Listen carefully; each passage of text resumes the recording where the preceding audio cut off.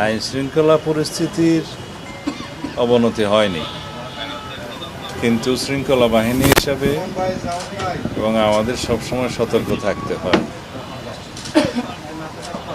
কার্যক্রম নিষিদ্ধ যে মাফিয়া বাহিনী আওয়ামী লীগের কিছু অপতৎপরতা লক্ষ্য করা যাচ্ছে। বিভিন্ন ডিস্ট্রিক্টে আমরা দেখেছি তারা মিছিল মিটিং করার মতো কিছু কার্যক্রম হাতে নিয়েছে, দুই একটা দেখা গিয়েছে।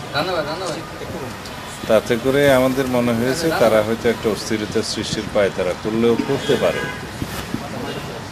এই বিবেচনায় আমরা আমাদের সমস্ত বাহিনীগুলোকে সতর্ক থাকার জন্য নির্দেশনা দিয়েছি, যা সবসময় থাকে।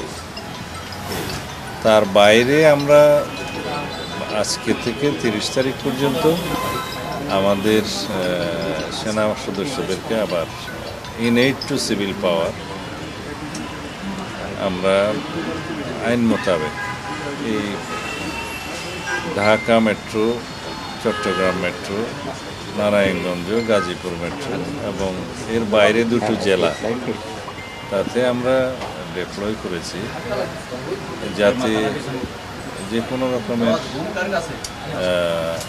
অপতৎপরতা অ্যাড্রেস করা যায়। ইনএইড টু সিভিল পাওয়ার এইটুকু। মাননীয় মন্ত্রী, যেখানে পুলিশকে সরকার আরো পুলিশের প্রতি যে অনাস্থা তৈরি হয়েছে, সাধারণ মানুষের আস্থায় নিতে যাচ্ছে, সেখানে সেনাবাহিনী তুলে দেওয়ার প্রক্রিয়া শুরু হয়, আবার 6 জেলায় সেনা মোতায়েনের সিদ্ধান্ত। এখানে আস্থা অনাস্থার প্রশ্ন আসে কেন?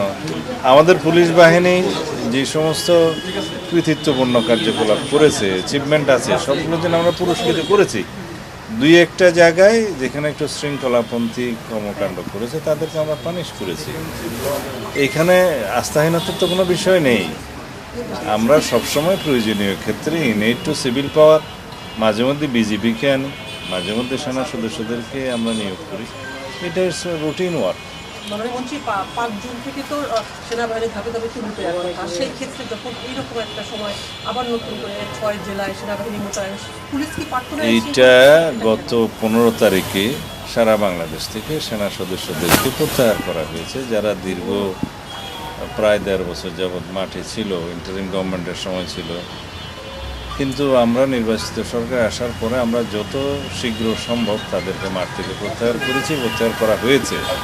কিন্তু এখন যেটা আমরা কয়েকটা জায়গায় ডিপ্লয় করতে যাচ্ছি সেটার সাথে ওই পরিস্থিতির কোনো মিল নাই। এটা ইনএইড টু সিভিল পাওয়ার। সেটা কি পুলিশকে সহযোগিতা করবে?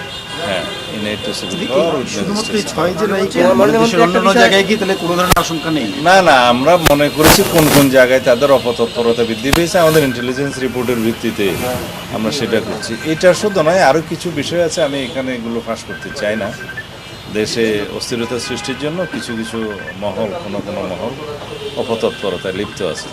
তো সেই জন্য আমরা অ্যালার্ট থাকার অংশ হিসেবে আমরা